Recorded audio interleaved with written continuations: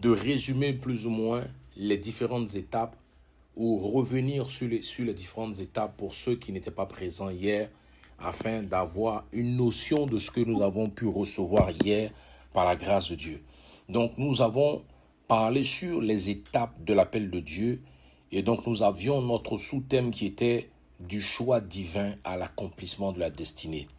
Et nous avons égrené notre message en commençant par la définition de l'appel de Dieu, et nous avons fait savoir ce que c'est que l'appel de Dieu. Après, nous avons parlé des grandes étapes de l'appel, et c'est sur ces différentes étapes que nous sommes. La première étape, c'était l'étape du choix, le choix de Dieu qui se portait sur un individu, le choix de Dieu qui se portait sur une personne. Et nous avons lu le livre de Jérémie 1, le verset 5, qui disait que avant que je ne fusse formé dans le ventre de ma mère, Dieu me connaissait. Il parlait ainsi concernant Jérémie en disant à Jérémie que Jérémie était connu avant même qu'il ne paraisse dans le sein de sa mère. Donc Dieu avait déjà décidé pour Jérémie qu'il serait établi comme étant un prophète international, un prophète de sa génération. Donc Dieu avait fait savoir à Jérémie que depuis le sein de sa mère, il était déjà consacré à l'Éternel pour un but. Le but, c'était d'être un prophète de l'Éternel.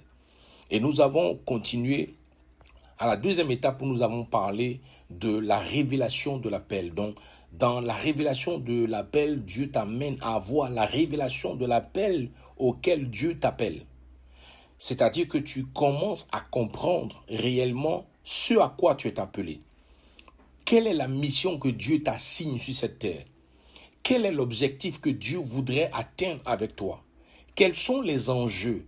Dans le côté de la révélation de l'appel, on avait touché quelques aspects où on a parlé de certaines personnes qui reçoivent des révélations de leur appel. Souvent, ça peut être dans des paroles, dans des enseignements, dans des messages qu'ils reçoivent pendant qu'un homme de Dieu est en train de prêcher.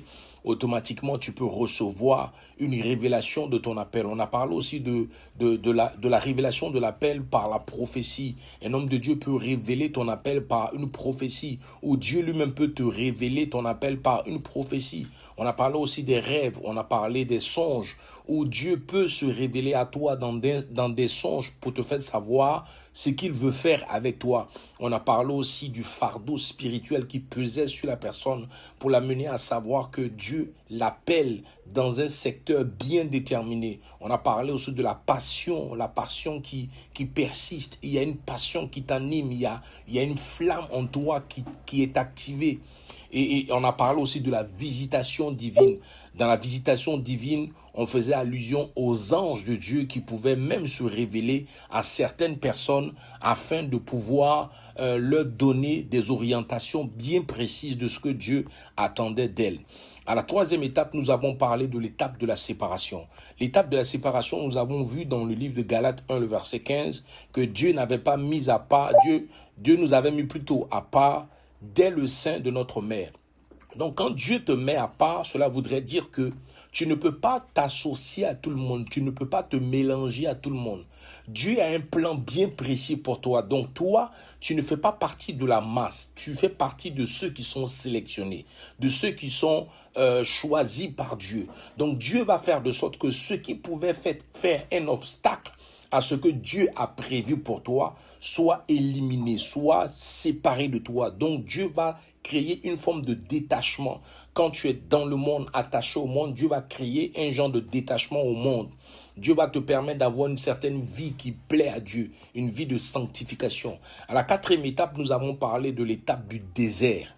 C'est là où la chose devient très difficile parce que à cette étape-là, il y a beaucoup qui abandonnent. Parce que beaucoup ne se rendent pas compte que dans l'appel de Dieu, lorsque Dieu t'appelle, entre l'appel et l'exercice de l'appel, il y a la formation. Et tout au cours de la formation de cette personne, il y a certaines choses que la personne ne réalise pas, ou bien même que la personne trouve que la formation est trop dure.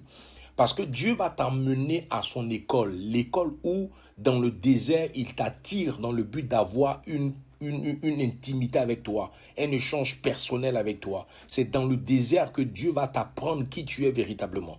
C'est dans le désert que plusieurs vont découvrir les différents dons, les talents que Dieu a placés en eux. Parce que pour que ça sorte, il faut que tu passes par le feu. C'est dans le feu que la personne va être épurée, comme on épure l'or. C'est de la même manière que Dieu va t'épurer de sorte à ce que tu puisses atteindre le niveau que Dieu a décidé que tu atteignes. On a parlé de Moïse qui a passé pratiquement 40 ans dans le désert, en train de vivre un désert où Dieu se révélait à lui, où Dieu le préparait, Dieu le formait, Dieu l'avait mis dans son école, où il le formatait, il était en train d'investir en lui ce qu'il fallait avoir pour pouvoir affronter Pharaon. Donc Dieu, lorsqu'il t'appelle, il te prépare, toujours. On a parlé aussi de David, on a parlé de Joseph, on a parlé de Jésus lui-même. Et on est maintenant sur la 5e étape qui est l'étape des tests et de l'épreuve. L'étape des tests et de l'épreuve. Pour ceux qui notent, vous pouvez le noter. L'étape des tests et de l'épreuve. À cette étape-là, comme le dit si bien cette étape, vous allez être testé. Vous allez être éprouvé. Et Dieu teste toujours ce qu'il appelle. Si vous pensez, vous croyez que vous allez servir Dieu sans être testé, sans être mis à l'épreuve, c'est que vous vous trompez. Tous ceux qui ont été appelés par Dieu ont été testés. Prenez l'exemple d'Abraham. Abraham a été testé pour voir combien de fois lui, Abraham, était prêt à marcher véritablement avec Dieu. Dieu va lui demander d'accomplir ce qui était tellement difficile pour un homme d'accomplir. Donner ce qui est plus précieux pour toi. Ce qui te coûte cher. Et ce qui coûtait cher à Abraham, c'était son fils, son Isaac. Dieu lui donne l'Isaac et Dieu lui dit, sacrifie-moi ton Isaac. Dieu le met à l'épreuve. Et c'est des épreuves, mes amis, je peux vous garantir qu'ils font mal. Mais Dieu veut voir à quel niveau tu es prêt pour lui. Quand Dieu t'appelle, il va te tester et t'éprouver. Alors pourquoi est-ce que Dieu va lancer ce processus de test et d'épreuve dans la vie de ses serviteurs? Parce que à ce niveau-là, Dieu veut voir la fidélité de la personne. Dieu voulait voir la fidélité d'Abraham et il a vu la fidélité d'Abraham. C'est pour cela que quand vous avez lu l'histoire d'Abraham en ce qui concerne le sacrifice de son fils Isaac, après que Abraham ait réussi au test, Dieu a dit à Abraham, maintenant, je reconnais, je réalise que tu crains Dieu. Donc Dieu veut voir ta crainte dans l'épreuve. Dieu veut voir ta crainte dans le test. Quand il te teste, il veut voir ta crainte. Il veut voir ta fidélité, ton attache vis-à-vis de lui. Donc tu seras soumis à plusieurs tests. Et ça, il faut que tu sois préparé à cela. Si tu penses que la vie chrétienne, c'est le beurre et l'argent du beurre, si tu penses que la vie chrétienne, c'est une vie sans épreuve, sans difficulté, sans test, c'est que tu te trompes. Et là, tu fais fausse route. La vie chrétienne a son originalité. La vie chrétienne a son essence et son importance par rapport aux tests et aux épreuves que tu vis. C'est ce qui prouve véritablement ta foi en Dieu. Parce que quiconque dit qu'il a foi en Dieu ne peut pas exprimer sa foi sans avoir des épreuves. Parce que c'est la foi qui te permettra de déplacer la montagne qui est une épreuve devant toi. C'est par les tests, par les épreuves. Donc tu vas être soumis à des tests d'obéissance souvent. Dieu va tester ton obéissance pour voir, comme Abraham, comment est-ce que tu seras prêt, toi, Abraham, à offrir ton Isaac quand Dieu te le demande? Comment est-ce que tu seras prêt à répondre favorablement quand Dieu a besoin de toi? Dieu va tester ton obéissance. Si Dieu se rend compte que ton obéissance n'a pas encore atteint le niveau qu'il souhaite, ça veut dire que tu rétrogrades. Cette étape, tu dois forcément la franchir. Avec Dieu, on ne saute pas une étape.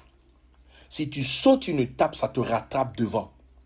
Avec Dieu, il n'y a pas de magouilles ou des tricheries dans le but de pouvoir passer en classe supérieure. L'examen, tu vas la faire. Tu vas le faire plutôt. L'épreuve, tu vas la faire. Pourquoi? Parce que c'est cette épreuve qui va te donner la possibilité d'avoir la validation de ce que Dieu a prévu pour toi. Il faut que tu valides ton épreuve. Donc, il va tester ton obéissance. Il va tester ta fidélité. Il va tester comment est-ce que dans ta fidélité, comment tu sers Dieu. Comment tu sers Dieu dans la maison de Dieu. Est-ce que tu es véritablement fidèle ou bien est-ce que tu es infidèle? Dieu teste ta fidélité même dans ton appel. Vous comprenez? Dieu va tester ton honneur. Quand je parle d'honneur, je parle du respect de l'autorité que Dieu place devant toi. Le respect des autorités spirituelles. Lorsque Dieu va te tester à ce niveau, comment est-ce que tu vois les hommes de Dieu que Dieu place devant toi? Comment tu vois tes mentors? Comment tu vois tes pères? Je ne parle pas forcément de nous qui sommes à la Mecque, mais je parle déjà de façon générale de tous les hommes de Dieu, ceux qui sont appelés au ministère. Comment tu les vois? Quel est le regard que tu as vis-à-vis de ces personnes? En fonction du regard que tu as, dépend aussi du regard que Dieu a de toi. Ça part de là. Donc Dieu va tester ton honneur vis-à-vis de ces hommes-là. Dieu va tester ta patience pour voir à quel point tu peux être patient. À quel point tu peux manifester de la patience. Je discutais tout à l'heure avec mon fils et j'étais en train de lui enseigner la dimension de l'amour, à savoir ce que c'est que véritablement aimer selon Dieu. Aimer selon Dieu va vous pousser à avoir de la patience pour les autres. Tu ne peux pas aimer et ne pas avoir de la patience. Donc Dieu va activer quelque chose en toi de sorte à ce que tu comprennes que tu dois être patient. La patience est de mise pour ceux qui sont appelés au ministère. Tu dois être patient parce que Dieu peut mettre en face de toi des gens qui sont imparfaits, qui sont pleins de défauts, des gens qui sont remplis d'eux-mêmes. Mais comment tu les gères? Si tu ne sais pas être patient, tu vas froisser les gens qui sont autour de toi. Tu vas froisser les gens qui sont en face de toi parce que tu penseras que répondre de façon dure, répondre de façon très autoritaire, c'est la bonne manière de faire. Alors que non. Même lorsque la personne se retrouvera à avoir commis un impair vis-à-vis de quelqu'un ou de toi, tout dépend de comment tu gères la chose. Est-ce que la façon de gérer la chose est selon la volonté de Dieu ou selon toi ta volonté? Est-ce que tu gères la chose de sorte à vouloir toi satisfaire ton ego, montrer à la personne que toi, c'est toi qui es là, ou est-ce que tu laisses voir Christ en toi? La Bible déclare que nous devons avoir les sentiments qui étaient en Christ. Donc la patience, Dieu va te tester sur la patience. Dieu va tester ta pureté pour voir combien de fois tu peux faire face au péché et ne pas tomber dans le péché. Résister à la compromission. Résister au péché charnel. Résister surtout au péché sexuel dont plusieurs sont encore livrés. Comment est-ce que Dieu va te permettre de sortir de ces choses-là? Donc Dieu va te tester sur ces plans-là. Parce que Dieu ne pourra jamais te confier de grandes choses si déjà tu n'es pas prêt à passer l'étape de la pureté. Il n'y a pas d'onction pour ceux qui ne savent pas vivre dans la pureté. L'onction de Dieu coûte cher à avoir. Lorsque vous recevez l'onction doit être entretenue. L'erreur que beaucoup font, c'est qu'ils pensent que lorsqu'ils ont reçu l'onction, c'est fini. Oui, l'onction, tu la reçois et tu peux la gérer comme tu veux. Ce n'est plus le dada de Dieu. Dieu t'a déjà donné et Dieu ne se répand pas de ses dons. Lorsque Dieu t'a donné, il t'a donné. Il n'est pas comme un homme qui donne avec la main gauche et qui reprend avec la main droite. Dieu, quand il t'a donné, il te l'a donné. C'est sans arrière-pensée. Il ne se répand ni de ses dons, ni de son appel. Il t'a appelé, il t'a appelé. Il t'a donné une onction, c'est toi qui l'utilises. Maintenant, comment tu utilises l'onction? Et l'erreur que plusieurs vont faire, que j'ai connu, des gens que j'ai connus dans le passé, lorsque l'onction est manifeste et qu'ils arrivent à une situation de leur vie où ils tombent, par exemple, dans le péché sexuel, et que l'onction continue de se manifester, pour eux, ils se disent que parce qu'ils sont dans le péché et que l'onction se manifeste, cela voudrait dire que, voilà, l'onction n'est pas partie. Oui, C'est tout à fait vrai. Parce que l'onction, normalement, sur ta vie, elle vient pour un but. Elle vient pour pouvoir accomplir la volonté de Dieu dans la vie de la personne qui a reçu l'onction. Mais Dieu veut que tu gères l'onction. Dieu ne voudrait pas que cette onction-là soit gaspillée ou utilisée à des fins commerciales ou bien d'autres même qui vont aller. J'ai connu des gens dans le passé qui disaient que une de mes filles que j'avais quand j'étais à l'église de Yopougon, qui disait qu'elle avait une onction sur sa vie et que si un homme couchait avec elle, cette onction-là allait être communicative. Non, l'onction n'est pas sexuellement transmissible. C'est pas vrai. L'onction, tu payes le prix de l'onction. Tu payes le prix de l'onction. Et le prix de l'onction, tu le payes dans ta consécration, dans ta vie de pureté, dans ta vie de sainteté, dans ta vie de sanctification, dans ta vie de prière. Voilà ce que Dieu attend. Donc Dieu va tester ta pureté. La 6e étape, c'est l'étape du service, le service caché. Je disais hier qu'il y a des services ou des appels où tu n'es pas obligé d'être visible. Donc il y a des services qui sont cachés et il y a des services qui sont visibles. Avant les grandes plateformes, avant que Dieu ne t'expose au lampadaire, avant que Dieu ne t'expose au projecteur, Dieu va commencer avec toi dans les petits services. Alors si déjà, dans les petits services, tu ne sais pas comment gérer déjà dans les petites choses, que crois-tu que Dieu te donnera demain? Dieu regarde la gestion de la petite chose qu'il t'a donnée. On te confie un poste de responsabilité et toi tu penses que le poste de responsabilité, ça te donne tout droit. Tu es permis à tout. Tu peux faire comme tu veux. Tu peux dire comme tu veux. Tu peux froisser les gens. Et une des choses que nous, les Ivoiriens, nous sommes formidables dedans, c'est qu'un Ivoirien, à cause de la fierté qui nous anime, à cause du fait que notre hymne national nous paralyse sans qu'on ne se rende compte. Parce que quand on dit fiers Ivoiriens, lorsque tu déclares que toi-même tu es fier, il y a un petit côté orgueilleux qui se révèle. Un Ivoirien, tu lui donnes un poste, s'il n'est pas réfléchi, il n'est pas sage, c'est là que tu vas le connaître véritablement. C'est là que tu vas savoir qui il est véritablement. Alors qu'une position que Dieu te donne, la position que Dieu te donne, c'est premièrement pour toi, mais en même temps pour ceux qui sont autour de toi. Dieu ne te donne pas la position pour que tu écrases les autres. Dieu ne te donne pas une position pour que tu brimes les autres. Dieu ne te donne pas une position pour que tu piétines les autres. La position n'est pas faite pour être piétinée. Quand Dieu te permet de monter, Dieu voit en même temps ceux qui sont autour de toi pour les faire aussi monter. Mais si toi déjà, à cause de la petite position que tu as, toi tu te comportes comme quelqu'un qui est déjà arrivé, mais quand le malheur arrivera, mais c'est toi qu'on va saisir en premier parce que ceux qui sont autour de toi ne vont pas te défendre.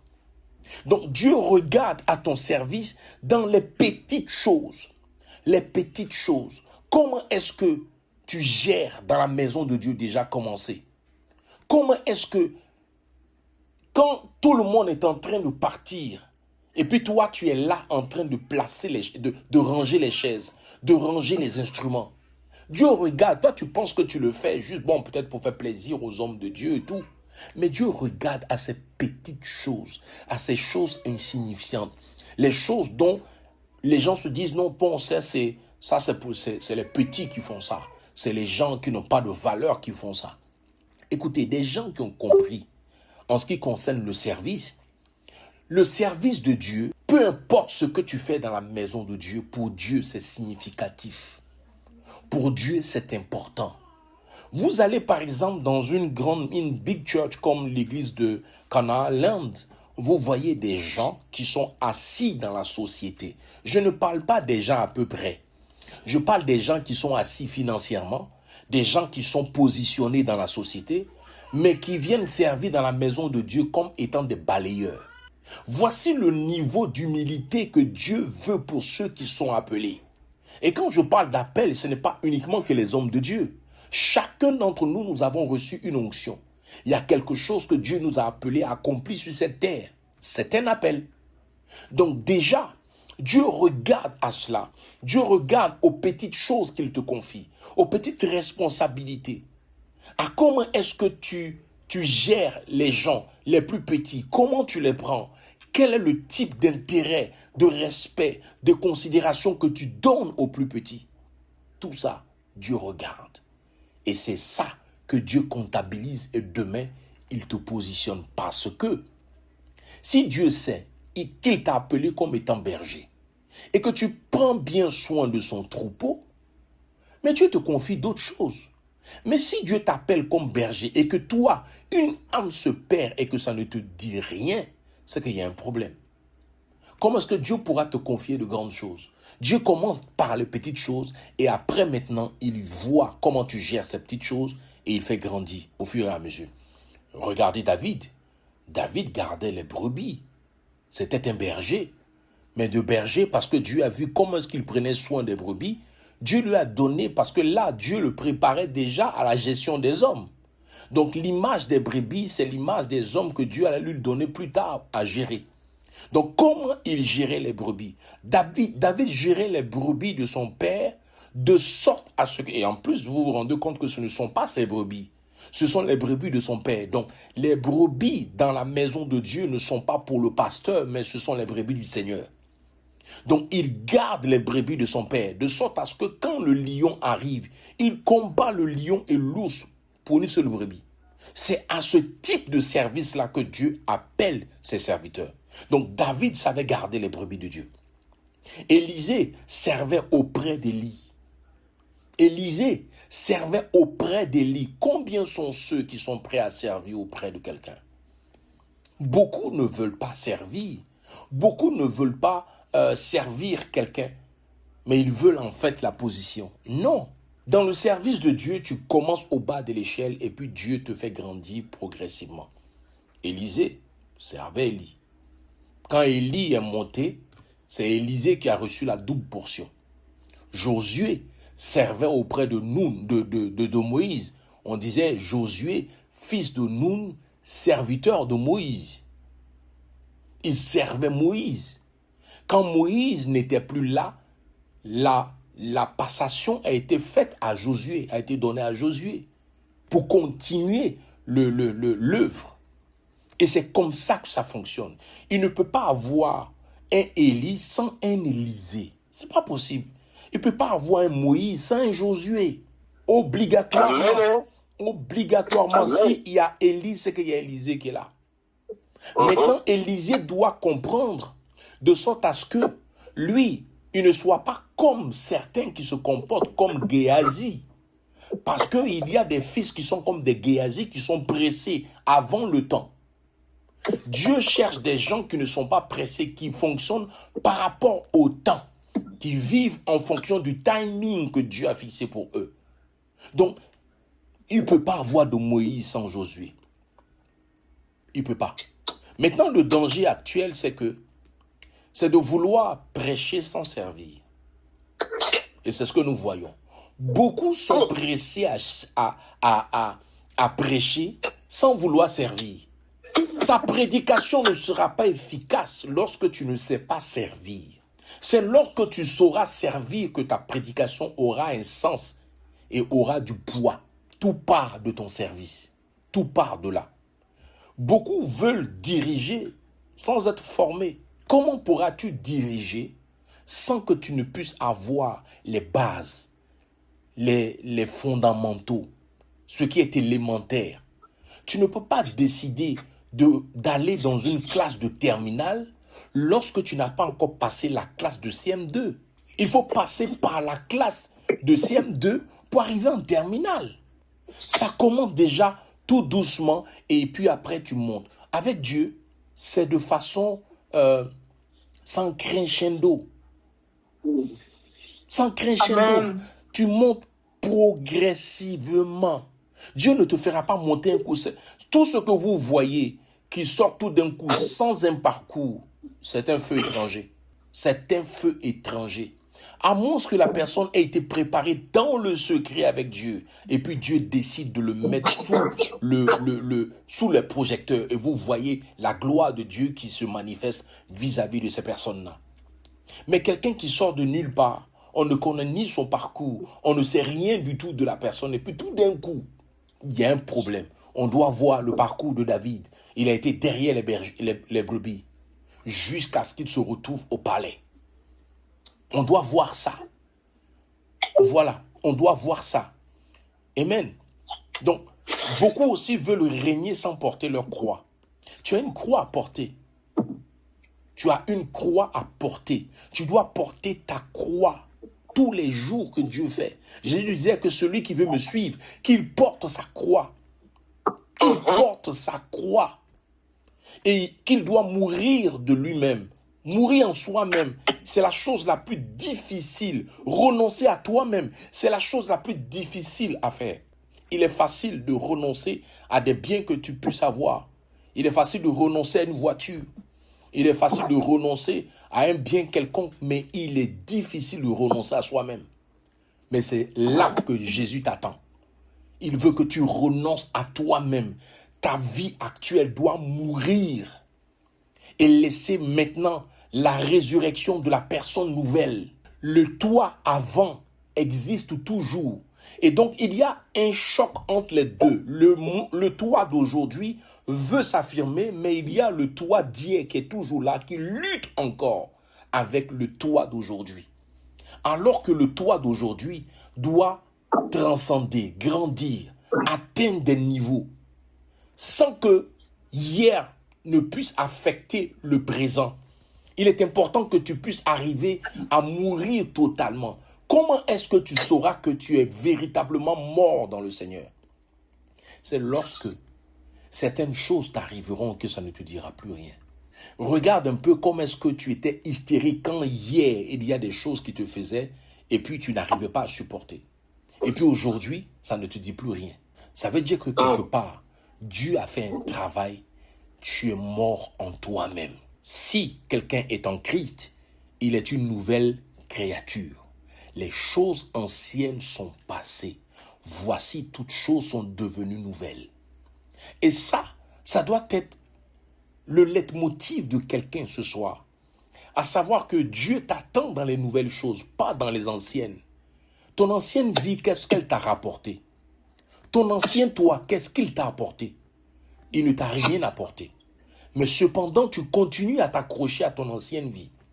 L'ancienne vie dans laquelle tu étais, qui était déplaisante aux yeux de Dieu, tu continues de t'accrocher, alors que Dieu veut que tu puisses aller de l'avant et accéder à la nouveauté de vie qu'il a prévue pour toi. Luc dit ceci, Luc 16, le verset 10, on a lu ça hier, il dit « Celui qui est fidèle dans les petites choses l'est aussi dans les grandes choses. » Donc Dieu veut voir ta fidélité dans les petites choses. Comment est-ce que tu gères les petites choses pour voir la grandeur qu'il te donnera? Ça part des petites choses. Septième étape, c'est l'étape de l'activation. À un moment, Dieu commence à rendre l'appel d'une personne lambda visible. Il y a eu la période où la personne était dans l'invisible, où la personne était cachée. Maintenant arrive l'étape où Dieu active l'appel de la personne pour qu'elle soit visible. À cette étape-là, vous allez comprendre qu'il y a des ouvertures naturellement qui commencent à se faire. Des ouvertures de portes. Sans que tu ne fasses des efforts, les portes s'ouvrent d'elles-mêmes. Il y a un impact spirituel que tu commences à avoir sans faire des efforts. Pourquoi? Parce que c'est le temps de Dieu qui est arrivé pour l'activation de la visibilité de l'appel de la personne. Donc, il va avoir une forme de reconnaissance que la personne va avoir. Elle va être reconnue par ses pairs, reconnue par les hommes, reconnue même par les entités qui sont établies dans sa juridiction.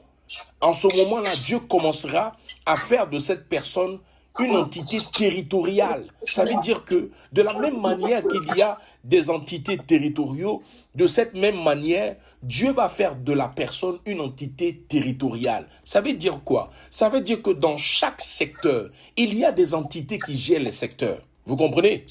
Il y a des entités qui gère les différents secteurs. Pourquoi? Parce que lorsque le diable a été précipité, ils ont été précipités sur la terre. D'autres sont tombés à la fois sur la terre, d'autres sont tombés dans les eaux. Donc, ils ont établi leur QG à ces endroits-là. Donc, lorsque ceux qui sont tombés sur la terre, sont arrivés sur la terre, ils ont établi des principes. C'est pour cela que la façon de comprendre ces choses, vous voyez chaque tribu, chaque pays, chaque nation ou chaque contrée, il y a une chose qui va être attachée à ces nations-là.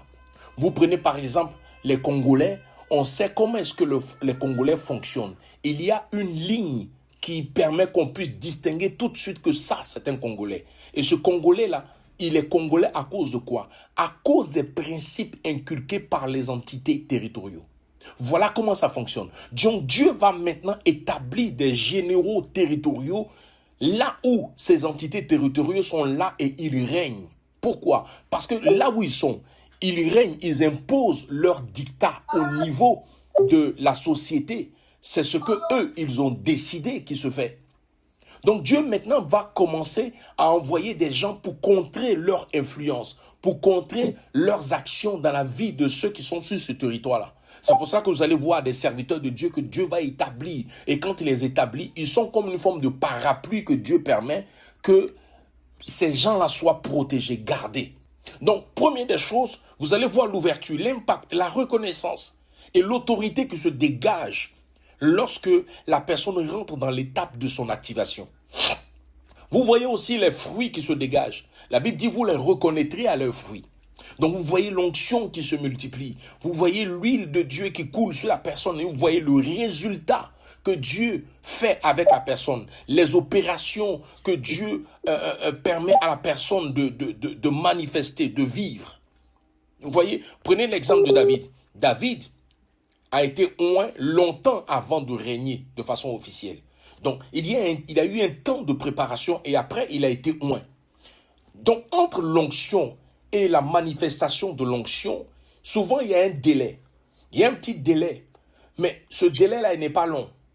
La personne arrive à l'étape de l'activation. Quand c'est arrivé là, il n'y a plus rien à faire. Dieu te permet maintenant d'être sous le projecteur. Tu vois maintenant le résultat de ta formation avec Dieu dans le secret.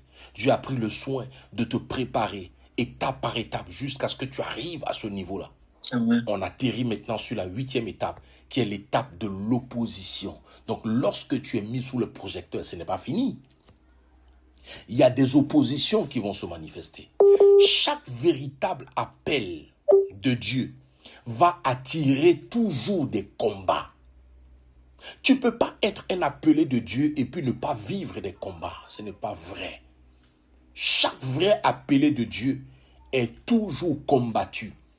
Les hommes de Dieu que vous connaissez qui ne sont pas combattus travaillent avec le diable. Il n'y a rien à faire. Il n'y a rien à faire. Ne cherchez pas loin.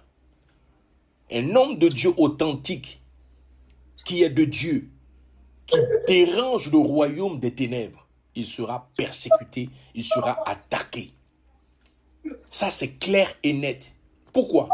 Parce que votre destinée, ce que vous avez reçu, menace le royaume des ténèbres. L'onction que Dieu vous donne, mais dérange les ténèbres. Lorsque Dieu va vous utiliser pour faire des exploits, le diable viendra pour contre-attaquer. Quand Dieu va vous utiliser dans certaines dimensions, le diable viendra dans le but de vous combattre aussi. Pourquoi? Parce que lorsque l'onction de Dieu se déploie dans la vie d'un serviteur de Dieu, cette onction vient pour briser le joug de l'ennemi dans la vie des gens. Donc toi, tu rends les gens libres. Toi, tu as franchi les gens par l'onction de Dieu sur ta vie.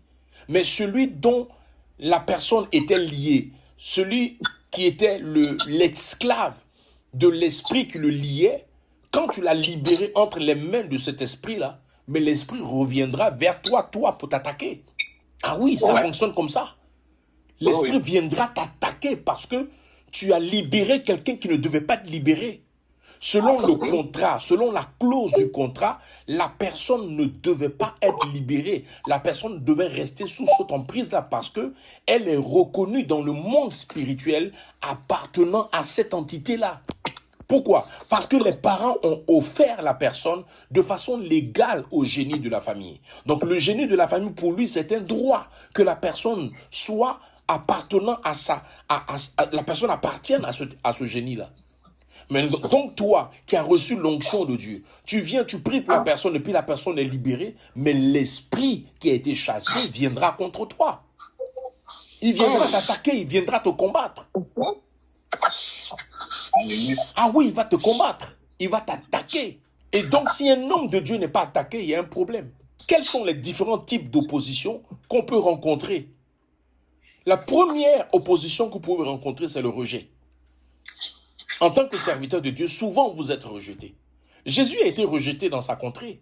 Personne n'avait cru en lui au point où Jésus, qui défrayait la chronique, Jésus qui opérait des miracles exceptionnels, n'a pu faire grand-chose dans sa contrée parce que les gens l'ont connu, les gens l'ont vu là, ils l'ont vu grandir. Donc c'était difficile pour lui d'accomplir des exploits. C'est pour cela que vous allez voir dans le livre de Marc 6, à partir de Marc 6, oui, Marc 6 par là, dans le chapitre de Marc 6, c'est là qu'on va vous expliquer la famille, on dira entre guillemets biologique de Jésus, ses frères et sœurs.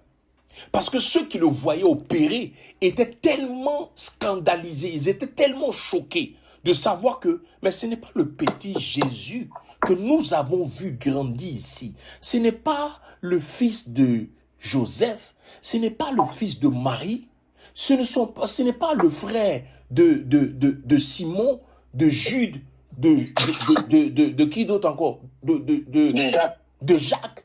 Et ses sœurs ne sont-elles pas parmi nous ici? Donc ils étaient choqués de voir Jésus manifester la sagesse de Dieu et opérant des miracles. Jésus n'a pu faire aucun miracle dans sa contrée, à part prier pour quelques personnes.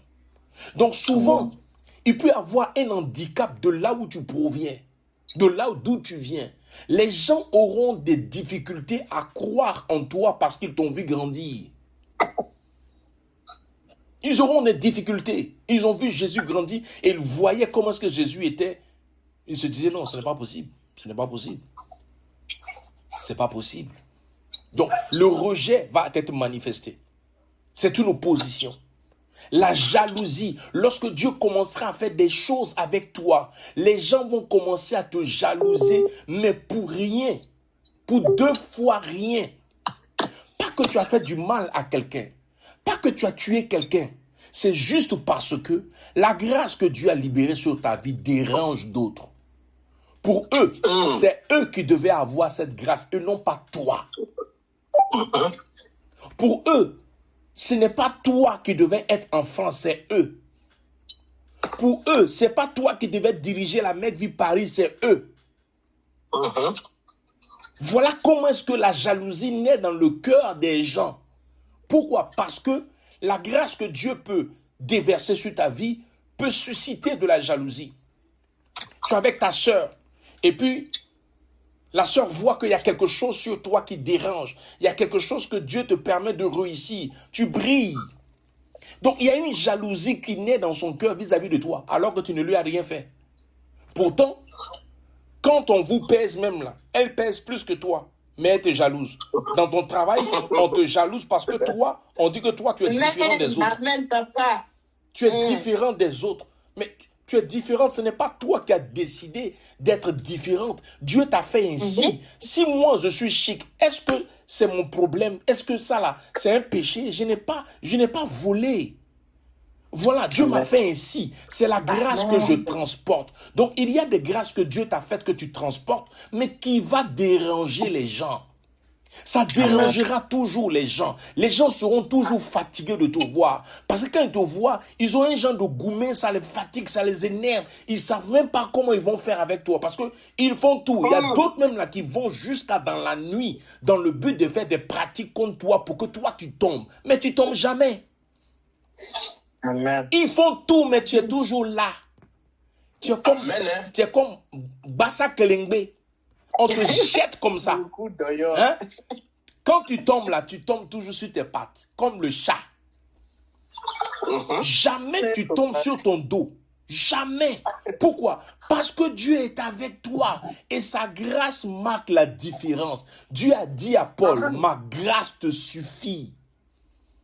Ma grâce là, elle te suffit. La grâce de Dieu est largement suffisante pour toi.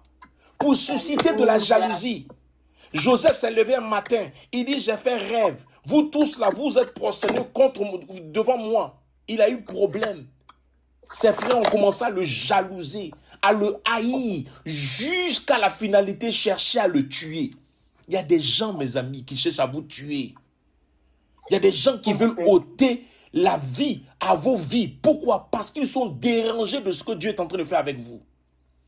Ils sont dérangés de ce que Dieu est en train de porter en vous. Ils sont dérangés de la grâce de Dieu.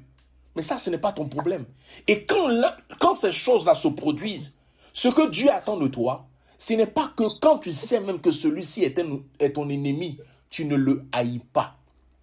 Ton ennemi peut te haïr, mais pas toi. Toi, tu n'as pas le droit à la haine dans ton cœur.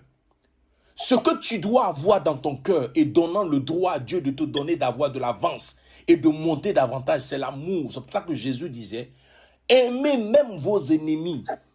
Faites du bien à ceux qui vous persécutent. Quelqu'un te fait du mal, toi tu lui fais du bien. C'est une stratégie de guerre. Toi tu vois ça comme en fait quelqu'un qui est faible, mais ce n'est pas de la faiblesse. C'est plutôt une force. C'est une capacité surnaturelle. J'expliquais à mon fils que l'amour est une des armes les plus redoutables que Dieu nous a données. Mais combien d'enfants de Dieu utilisent l'amour? Parce qu'on voit l'amour comme étant une faiblesse. L'amour, ce n'est pas une faiblesse. L'amour, c'est une force. Donc, tu vas être jalousé. Tu vas même connaître des trahisons souvent. Tu vas être trahi parce que ce que tu portes dérange les gens. Tu vas connaître des attaques spirituelles. Les gens vont t'attaquer spirituellement. C'est-à-dire qu'ils ne peuvent pas t'affronter physiquement. Ils vont venir maintenant dans la nuit pour t'attaquer. Ou soit ils ont essayé physiquement, ils n'ont jamais pu t'avoir. Ils vont changer maintenant de stratégie. C'est dans la nuit, ils vont venir des lâches. Moi, j'appelle les sorciers les lâches. Le sorcier ne pourra jamais t'affronter physiquement. Mais c'est dans la nuit, il va se cacher pour venir se jouer les dangereux dans ta vie. Pendant que toi, tu dors. Lorsque l'opposition est là, tu vas voir que les gens vont commencer à te critiquer. Mais des critiques, même toi-même. Quand tu t'assois, tu te dis, mais attends, mais j'ai fait quoi? On te critique là, lui l'a dit pour lui, lui la parle pour lui. Ah non, tu as vu le révérend. Ah non, tu as vu Papa Yao. Ah non, tu as vu ci, il a fait ça, il a fait ci, il a fait ça. Que des critiques. Que des critiques. Mais si tu regardes à cela, tu vas te décourager et le découragement va t'amener à abandonner. Donc, quel que soit le découragement, quelles que soient les critiques plutôt, ça ne doit pas t'affecter. Mon père dit toujours que si quelqu'un t'appelle par un autre nom qui n'est pas ton nom, ce n'est pas ton nom. Donc, ça ne doit pas te faire quoi que ce soit. Voilà. Quelqu'un vient te dire non, lui là, il est bête. Hein. Toi, tu sais que tu n'es pas bête, tu es intelligent. Pourquoi ça te fait mal? Pourquoi ça te fait mal? Ça ne doit pas te faire mal, ça ne te dit rien du tout. Donc, le découragement ne doit pas être ton partage. Joseph a été rejeté par ses frères. David a été poursuivi même par Saül. Saül qui était considéré comme un père pour lui. Saül voulait le détruire, le tuer. Jésus a été rejeté par les religieux, pourtant il est venu pour eux. Il est venu mourir pour eux, mais il était rejeté. Donc dans l'appel, tu vas être rejeté. Maintenant, tu dois comprendre que l'opposition ne signifie pas toujours que Dieu est absent. Souvent, quand tu rencontres l'opposition, tu as comme l'impression que Dieu n'est pas là. Or, il est toujours là. Il est toujours présent. Toujours là. Parfois, c'est la preuve que tu avances. Ça, tu dois le comprendre. Lorsque tu rencontres des oppositions, c'est la preuve que tu es en train d'avancer. Si tu marches qu'il n'y a pas d'opposition, ça veut dire que tu n'es pas en train d'avancer. Mais pour comprendre que tu avances, c'est quand tu rencontres des difficultés. Tu rencontres des oppositions. Ça veut dire que là, tu es dans la bonne direction. Neuvième étape, l'étape de la maturité. À cette étape-là, Dieu va te permettre de développer une sagesse. Cette sagesse-là, tu vas la prendre à tes dépens. C'est-à-dire que tu vas te planter à plusieurs reprises dans ta formation. Tu vas poser des actions qui vont se retourner contre toi.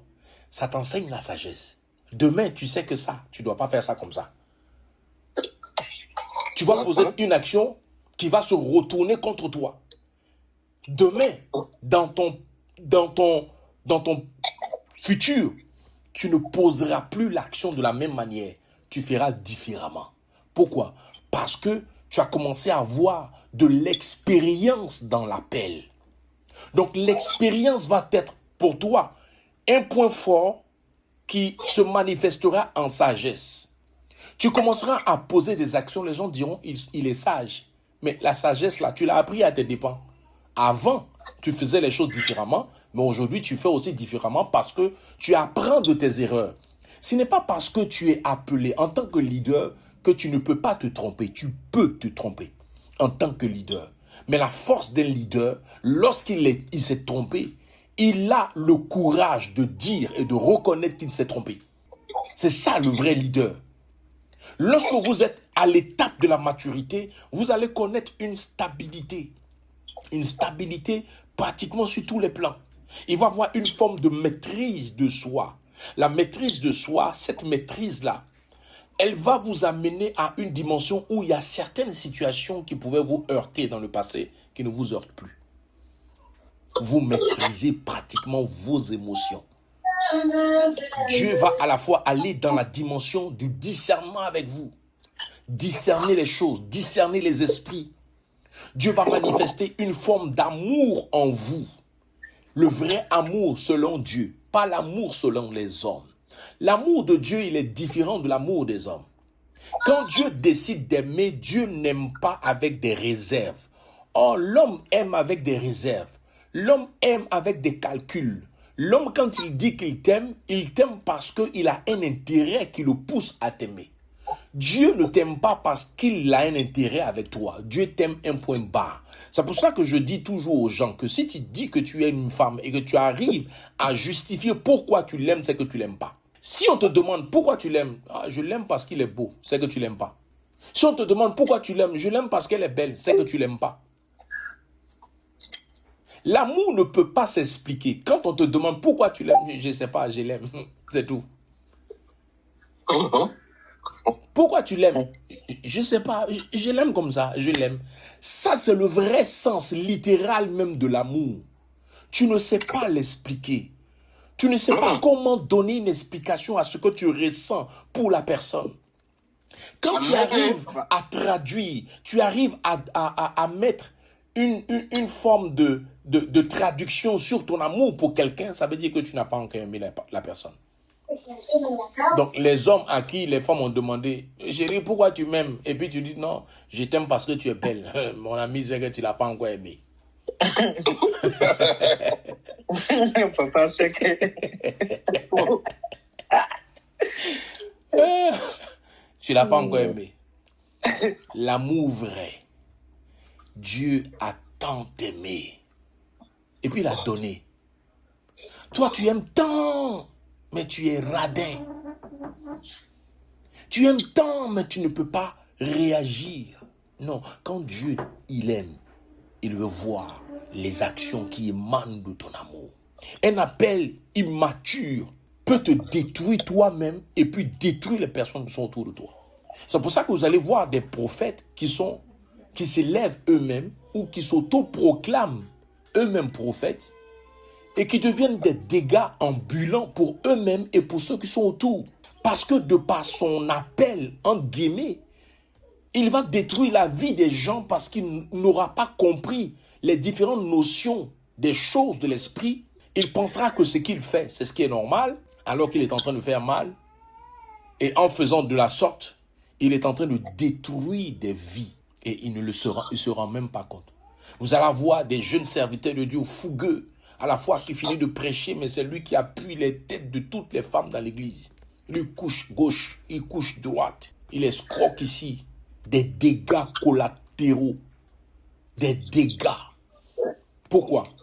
Parce qu'il y a l'immaturité. l'immaturité. Quand tu n'es pas mature, tu vas faire des erreurs, mais des erreurs, mais graves. Quels sont les signes qui vont démontrer que quelqu'un est mature? Premièrement, retenez bien, l'humilité de la personne. Et quelqu'un qui vous dit à longueur de journée que lui, il est humble, ne croyez même pas à son humilité. Il n'est pas humble, c'est un orgueilleux. C'est la preuve que lui, c'est un gros orgueilleux. Un humble ne peut jamais dire qu'il est humble. Parce qu'il ne sait même pas qu'il est humble. C'est les gens qui voient ce que tu es. C'est les gens autour de toi qui diront, lui là, il est humble. Pourquoi? Parce que tu as manifesté certains aspects de ta nature vis-à-vis de ces personnes qui pourront leur dire que celui-là, il est humble. Mais si toi-même tu dis que tu es humble, c'est la preuve de ton orgueil. Amen. Un autre signe de la maturité, c'est la maîtrise émotionnelle. Comment maîtriser les émotions? Souvent, dans certaines situations, il est préférable de se taire, de ne pas parler. Ce n'est pas dans tout on parle. Il y a des moments où il faut garder le silence. Il faut se taire et puis observer. Un autre signe de la maturité, c'est la fidélité, c'est l'endurance. Tenir dans le temps. Quelles que soient les secousses, quelles que soient les difficultés, tu tiens dans le temps. Un autre signe, c'est l'amour des âmes. Quel est l'amour que tu as pour ton prochain? Quel est l'amour que tu as, toi, en tant que serviteur de Dieu, pour les âmes? J'ai été dans des endroits où les gens se disaient, de toutes les façons, si quelqu'un veut partir de l'église, n'a qu'à partir, un de partir, 10 reviendront. Mais moi, ça n'a jamais été ma philosophie. Pourquoi? Parce que une des choses que Jésus a enseigné, c'est que si une seule brebis se perd parmi les 100 brebis que tu as, tu sécurises les 99 et tu vas chercher la seule brebis qui s'est perdue. Amen. Voilà comment Dieu voudrait que tu fonctionnes. Et Jésus va aller jusqu'à dire que Père, ceux que tu m'as donnés, je n'ai perdu aucun d'entre eux. Aucun d'entre eux. Aucun. À part ceux qui sont les fils de la perdition, tels que Judas qui était un fils de la perdition. Il y a des gens que vous allez penser qui sont avec vous, mais qui ne sont pas avec vous. Ils viendront pensant que vous avez la même nature, le même feeling, la même façon de voir les choses, mais en réalité, ils ont, comme disait le vieux Sawa, ils ont un agenda caché. Ça, c'était PPM qui disait ça, un agenda caché. Vous voyez donc, il y a des gens comme ça. Donc, à cette étape de la maturité, il y a beaucoup de choses que Dieu va te permettre de manifester. 10e étape, c'est l'étape de l'accomplissement. Et je vais m'arrêter là.